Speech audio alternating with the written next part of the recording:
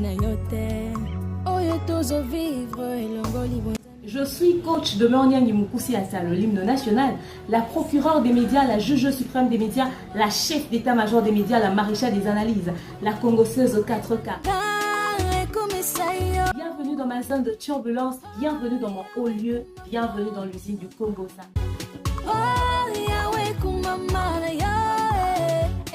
Si on n'est pas là pour plaisanter. Installez-vous, abonnez-vous, likez et n'hésitez surtout pas de partager massivement les liens.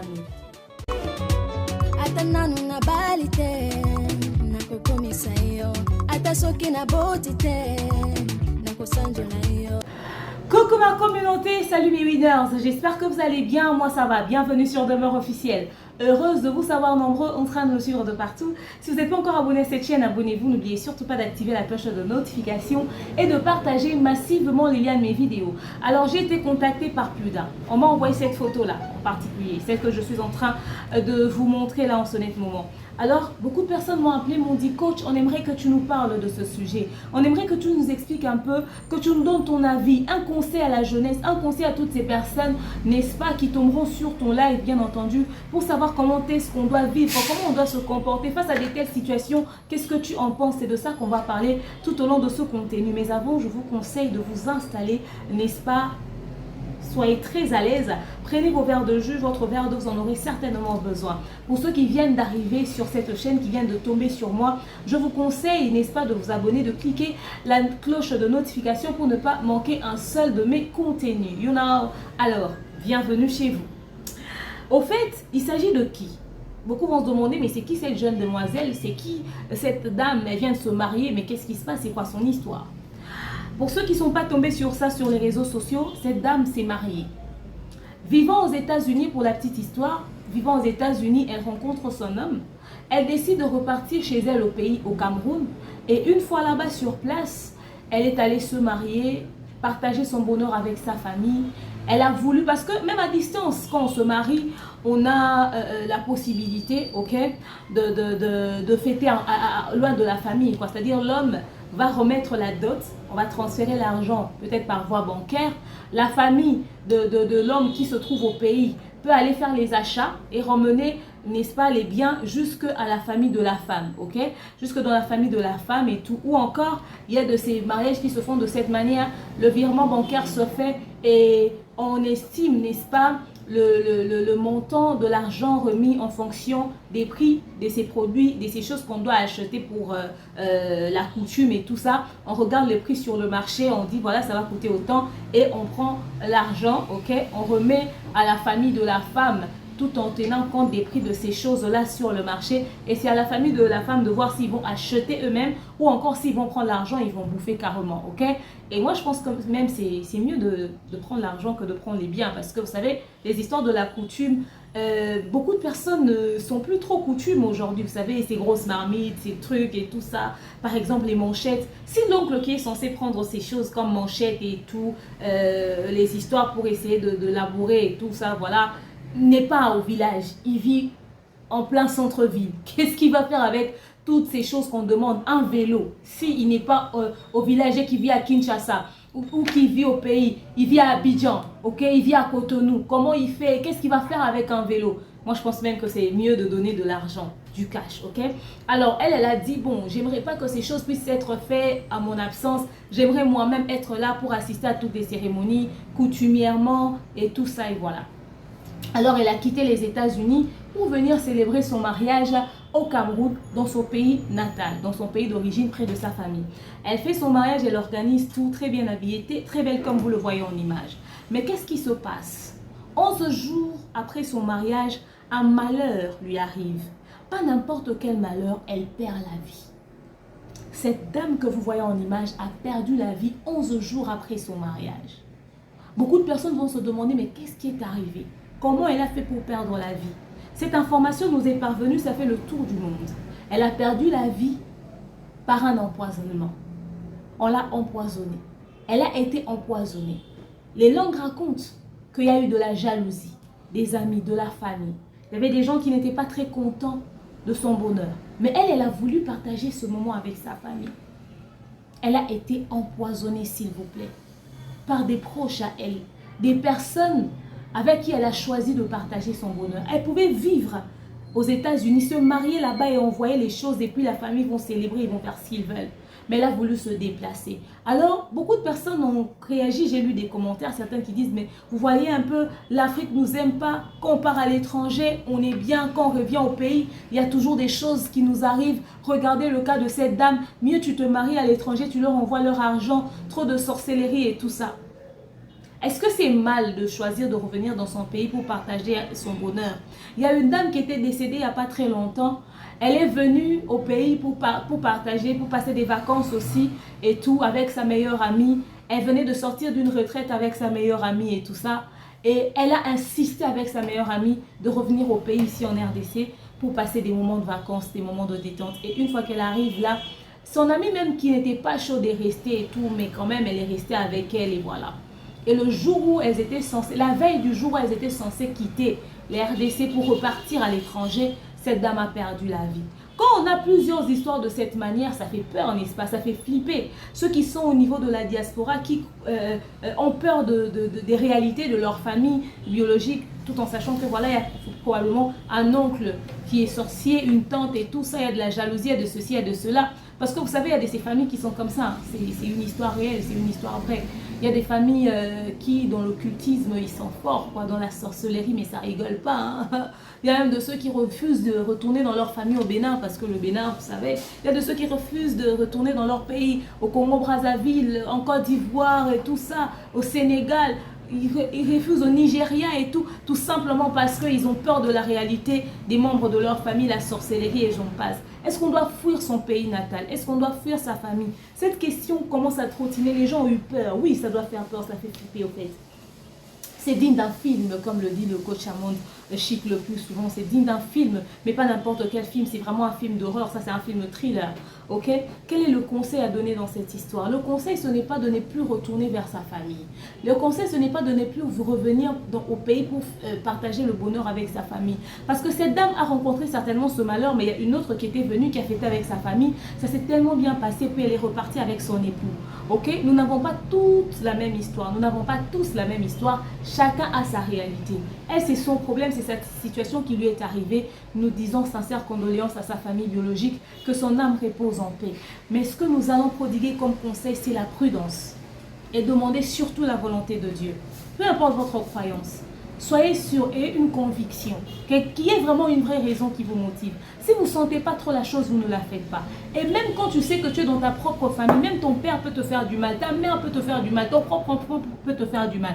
Alors quand vous entrez, vous entrez dans ce genre de procédure, tu dis, je vais aller célébrer avec ma famille, je vais aller fêter avec ma famille, vous mettez ça entre les mains de Dieu. Vous priez pour ça et en même temps, vous êtes prudent, vous êtes prévoyant. Faites attention à ce que vous buvez, vous faites attention à ce que vous prenez. Parce qu'au fait, il est très facile d'empoisonner une mariée, hein, parce que son plat, on sait que c'est la plus belle assiette de la soirée, c'est leur plat, c'est vrai qu'ils vont se servir, mais les couverts qu'on va donner, c'est des choses qu'on a préparées pour les mariés, ce qu'on va leur servir, c'est bien minutieusement arrangé pour eux et tout ça. Certainement, si elle a été empoisonnée, c'est à travers quelque chose qu'on l'a donné à elle particulièrement, vous voyez.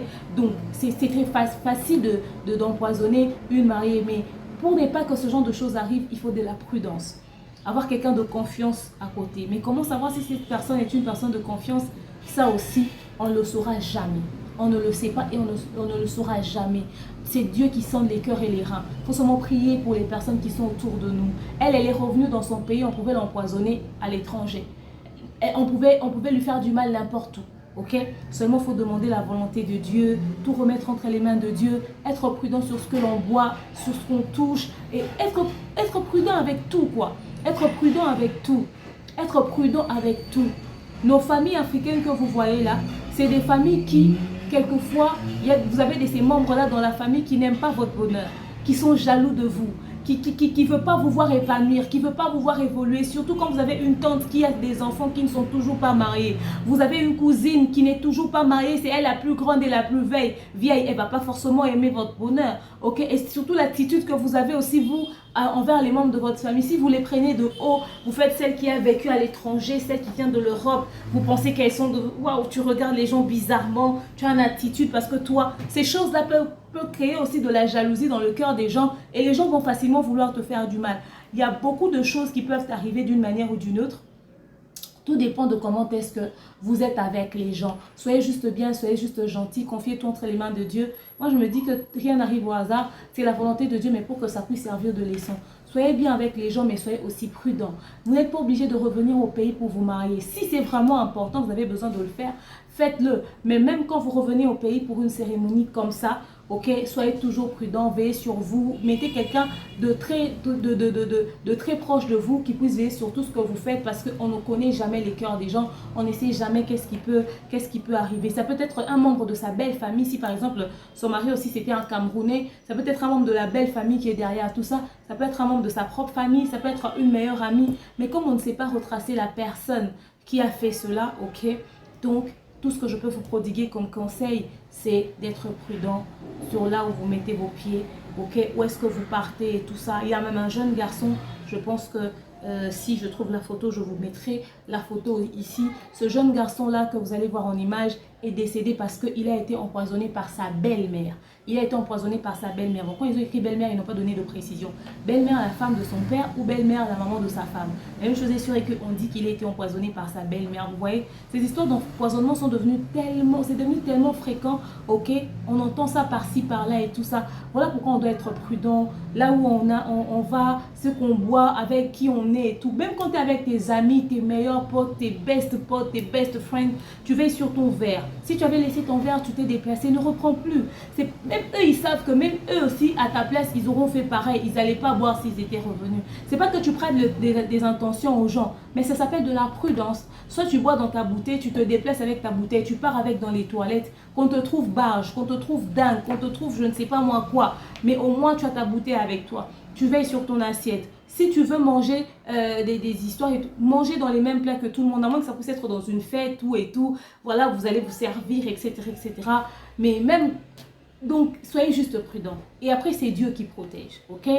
Et l'habitude de prendre du miel, il y a des antipoisons, c'est des comprimés que l'on prend avant d'être empoisonné. C'est pas genre tu prends antipoison quand tu as déjà été empoisonné. Non, non, non. Tu peux prendre des antipoisons avant d'être empoisonné. Ce sont des produits qui se vendent aussi légalement d'ailleurs.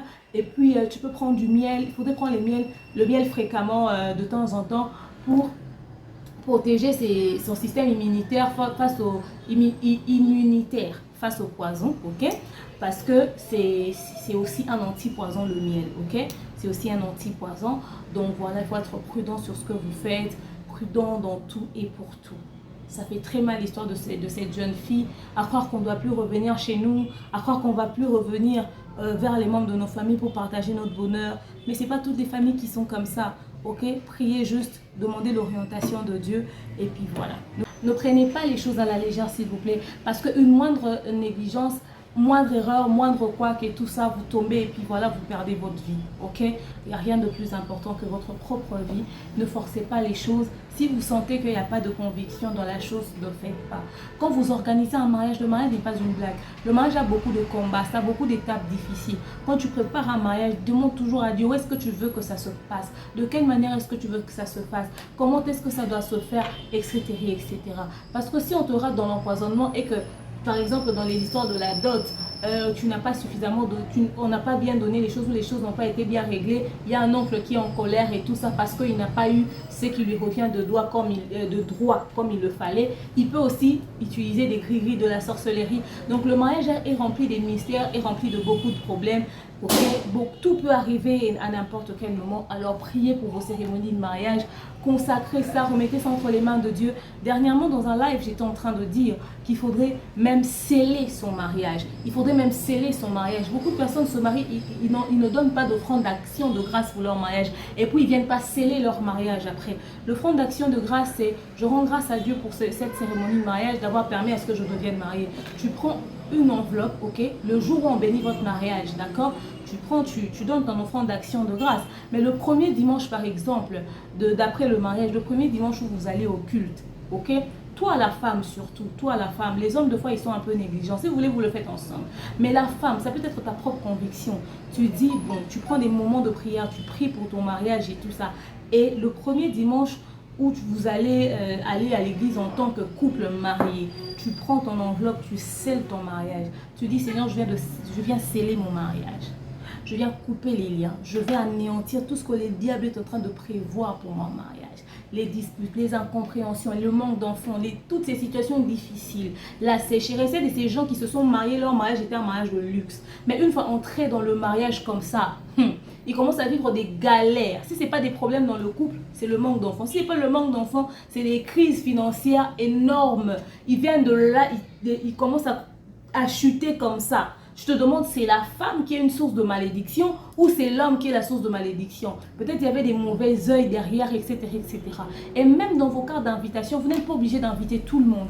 Vous devez choisir les personnes que vous voulez inviter. Choisissez selon la conviction divine. Tu n'es pas obligé d'inviter la terre entière. Invite les personnes qui seront une source de bénédiction pour toi. Pas ceux qui viendront juste pour voir comment est-ce que tu t'es habillé pour aller rapporter. Non, des personnes qui viendront et t'accompagneront dans la prière. S'il faut que tu ne puisses qu'inviter 100 personnes, s'il faut que tu n'invites que 50 personnes, fais-le. Du moment que la famille est servie, tout le monde est dans ses droits et tout ça, tu fais un mariage restreint mais avec des personnes qui, demain, si tu as des problèmes, ils peuvent dire non, je te mets dans mes prières, non, je te soutiens dans la prière.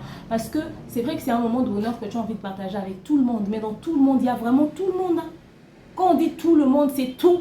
Il y a le tout à l'intérieur, ça veut dire il y a tout le monde et n'importe qui même. Quand on dit tout le monde, il y a aussi n'importe qui dedans. Donc il faut vraiment prier, sceller son mariage, consacrer son mariage, remettre tout entre les mains du Seigneur, c'est important. Ne faites pas seulement confiance, ouais, j'ai pris un parrain qui prie beaucoup, c'est un parrain qui est pasteur. Toi-même, tu dois d'abord savoir prier pour ton propre foyer avant d'associer les gens à ta prière. Tu dois sceller ton mariage d'entrée de jeu avant d'associer les gens à ta prière. Tu dois toi-même entrer en possession de ton mariage. Tu dois commencer à prier pour ton mariage avant même la cérémonie. Dès que tu sais que maintenant là on passe au mariage, tu commences à prier pour la cérémonie. Tu commences à prier pour ce qui va se passer ce jour-là. Même quand la belle famille va recevoir la dot, quand ils vont vous recevoir, au fait, même la femme, comment est-ce que ma famille va recevoir ma belle famille? Tu pries pour tout, tu pries pour tout. Quand les histoires vont être remises, après cette étape-là, la cérémonie du religieux, coutumier, civil, toutes les cérémonies, le jour où vous allez aller à la maison même que vous allez trouver. Donc, partout, vous les rendre vos pieds, je vous les donne en possession. Je commence à prier pour la première maison où vous allez vous coucher. Parce que tu vas trouver une maison qui, au fait, il y avait déjà des gens qui ont habité à l'intérieur.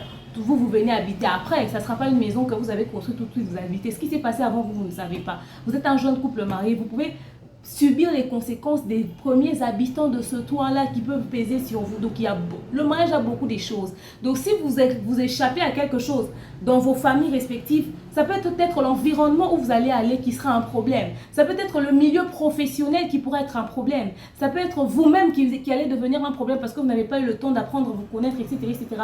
Le too much peut arriver en même temps et tout ça, si vous n'associez pas ça avec Dieu, avec la prière, avec une bonne concentration, avec des énergies positives, you know, is down. Just, ok? C'est un peu ça que je voulais partager avec vous. Vraiment, il y a quoi? Cette jeune fille qui a perdu la vie, que Dieu l'accueille dans sa demeure et tout ça. Celui qui est derrière cette situation ne restera pas impuni de toute façon. Alors j'espère que vous avez retenu grand chose dans ce que l'on a dit, dans ce contenu. Dites-moi ce que vous pensez de tout ceci dans l'espace commentaire. Continuez de rester branchés, connectés sur Demeure Officielle. N'oubliez pas que c'est déjà pour ce 9 janvier 2021, n'est-ce pas, que Mahadjabou Gospel commence avec les finales de concours, c'est-à-dire les dernières étapes. On va écouter chaque candidat chanter et jusqu'à ce qu'on va arriver au dernier gagnant qui va recevoir son contrat de collaboration avec Mahadjabou et les 10 autres qui seront, les 9 autres qui seront derrière le premier gagnant et les 50 restants qui, n'est-ce pas, auront participé à ce grand événement aussi. Alors c'est déjà pour ce 9 janvier 2022, ok, dans les studios de Mahadjabou, dans le nouveau plateau de Mahadjabou Gospel, ok. Soyez branchés, connectés sur tous les réseaux sociaux de Mahadjabou pour ne rien rater. Et aussi ici sur Demeure Officielle, vous aurez des éléments autour de ça. Rappelons que les votes seront à partir de l'application Mahadjabou Talent, ok. Et si vous voulez avoir des places ici à partir de Kinshasa pour acheter vos billets et aller assister là en live, n'est-ce pas, à ces grands moments de concours et tout ça, vous allez sur le www.pamoja.mahajabugospel.com www.pamoja.mahajabugospel.com. Là-bas, vous trouverez la possibilité d'acheter, n'est-ce pas, les places, et vous allez constater que quand c'est rouge, ça veut dire que c'est pris. Quand c'est doré, ça veut dire que ce sont des places libres. Et quand il n'y en aura plus, ben voilà, vous allez suivre ça en live sur YouTube ou à la télé, Mahajabu TV. Ok? Pour plus d'infos, faites le plus 243 89 26 10 000.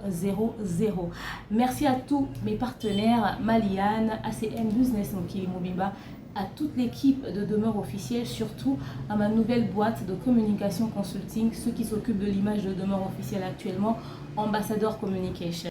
Allez suivre aussi Ambassadeur sur leur page de Instagram, ok, Ambassadeur 30. Là-bas, vous allez trouver des contenus divers, ok.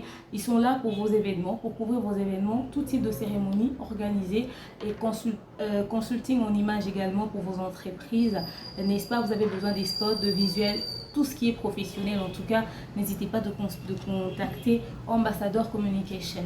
Merci à vous d'avoir suivi ce merveilleux élément. Dites-moi ce que vous pensez de tout ceci dans l'espace commentaire. Je vous aime, je crois dans mon cœur et je vous dis à très prochainement. Bisous, bye. Je suis coach de Moniang Mukusi Assa, l'hymne national, la procureure des médias, la juge suprême des médias, la chef d'état-major des médias, la maréchale des analyses, la congosseuse aux 4K. Bienvenue dans ma zone de turbulence, bienvenue dans mon haut lieu, bienvenue dans l'usine du Congo.